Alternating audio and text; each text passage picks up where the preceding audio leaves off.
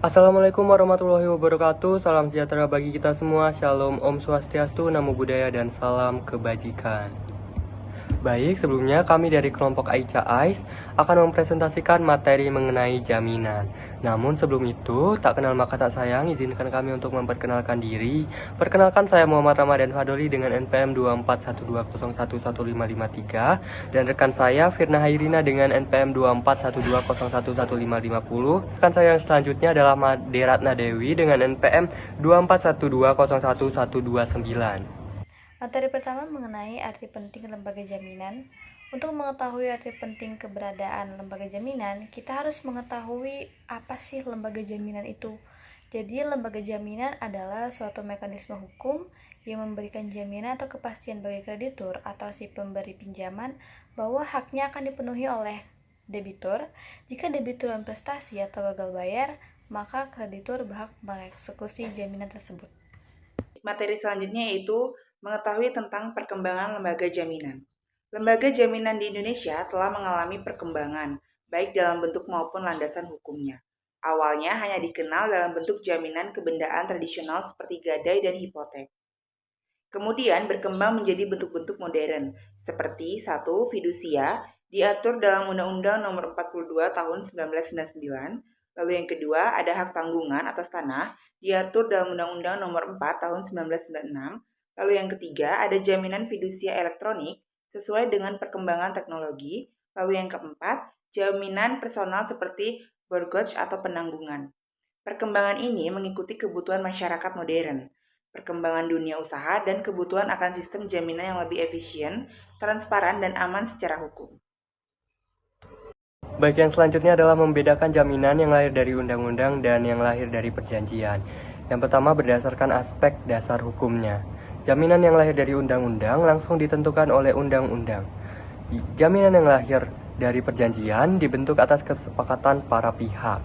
Selanjutnya untuk contohnya, jaminan yang lahir dari undang-undang adalah hak retensi, hak tanggungan otomatis seperti gadai otomatis pada sewa-menyewa. Sedangkan pada hak yang lahir dari perjanjian seperti gadai, fidusia, hipotek, dan hak tanggungan. Selanjutnya, berdasarkan aspek apakah jaminan tersebut perlu dibuat perjanjian, jaminan yang berasal dari undang-undang tidak perlu karena muncul otomatis karena hukum.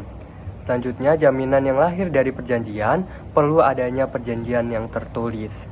Selanjutnya, berdasarkan aspek kekuasaan eksekusi.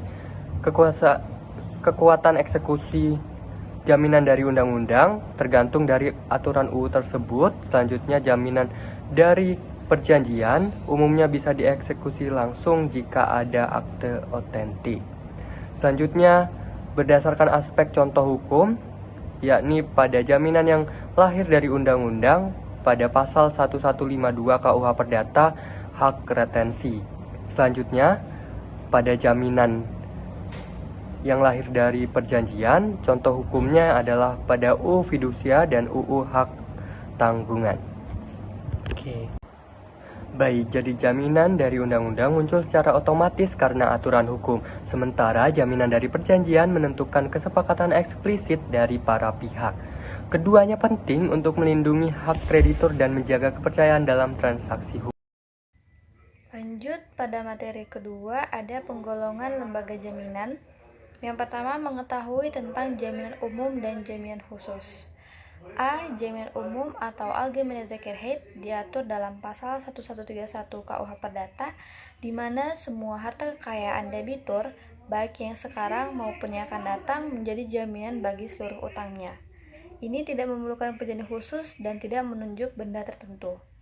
B. Jaminan khusus atau Besondere Sicherheit merupakan jaminan atas benda tertentu secara khusus yang diberikan oleh debitur untuk menjamin utangnya kepada kreditur.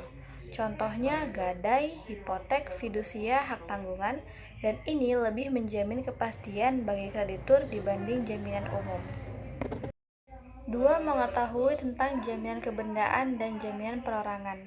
A. Jaminan kebendaan atau Sachliche Sicherheit, yaitu jaminan yang diberikan atas suatu benda atau kekayaan milik debitur atau pihak ketiga untuk menjamin pelunasan utang. Kreditur punya hak langsung atas benda itu.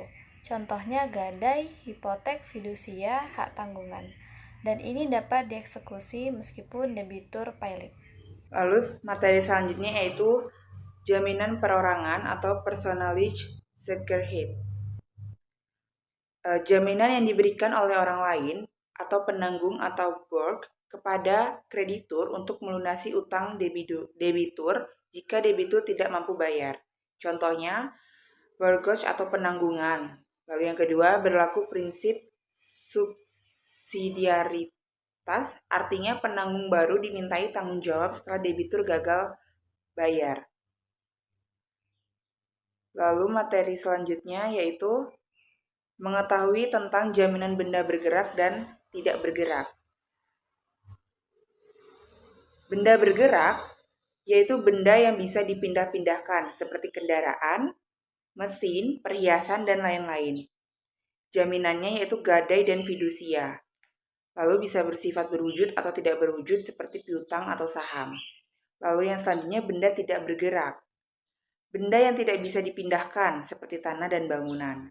Jaminannya itu hipotek untuk kapal, pesawat, dan hak tanggungan untuk tanah. Dan juga harus didaftarkan secara hukum. Baik, selanjutnya adalah penggolongan jaminan, jaminan yang menguasai benda, dan jaminan tanpa menguasai benda. Jaminan yang menguasai benda atau jaminan dengan penyerahan benda, yakni kreditor menguasai fisik benda jaminan selama utang belum lunas. Contohnya gadai, di mana benda diserahkan pada kreditur. Cirinya, benda tidak bisa digunakan oleh debitur selama masa jaminan. Baik, selanjutnya adalah jaminan tanpa menguasai benda atau disebut juga tanpa penyerahan fisik. Kreditur tidak memegang fisik benda jaminan tetapi punya hak eksekusi jika debitur buan prestasi. Contohnya adalah fidusia, benda tetap dikuasai debitur, hak tanggungan, dan hipotek. Contoh untuk usaha produktif karena benda masih bisa digunakan debitur.